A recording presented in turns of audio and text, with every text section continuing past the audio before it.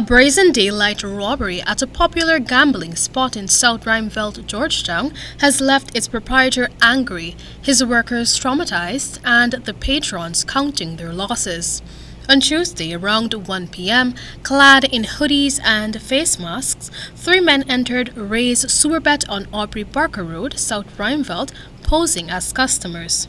After spending a few minutes inside, one of them brandished a handgun and held customers at gunpoint. Recounting the harrowing ordeal, Ray's Superbet employee, Yonetta Azur, said she saw her life flash before her eyes. He could walk in, pretending he coming to buy a Superbet, then he turned back, and then he went back to the guy to the counter, put a gun to the guy's head, and then the other one stepped in. And he had a knife, like a Rambo knife something. And he collect one of the customers and had the knife to the person's hip. Armed with knives, his other two accomplices began relieving patrons of their valuables. The criminals reportedly stole an undisclosed sum of money and cellular phones from the 7 customers who were in the store at that time.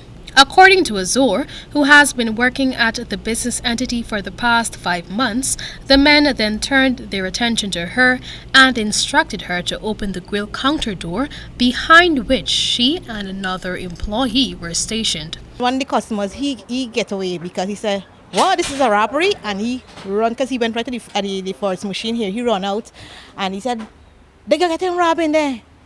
So they couldn't get into me because I have a steel door.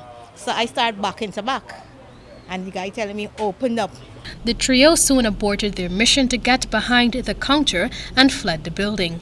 The man with the gun discharged several shots in the air while they made their daring escape on foot. Azur believes that the 3 men were trailing a customer, which led them to the Superbet. One around and saying, "The effing man had money in his pocket.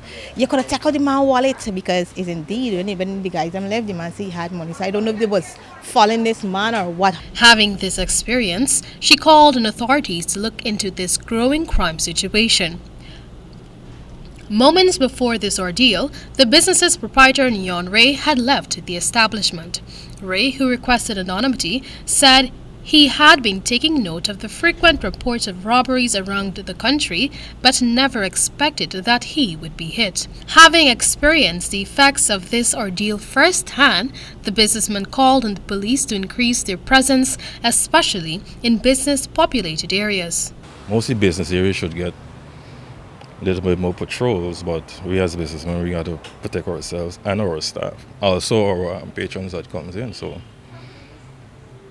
we're trying to put the steps in face of security, so people can feel quite safe. Efforts to contact the police for an update proved to be futile. Reporting for the HGP Nightly News, Amel Griffith.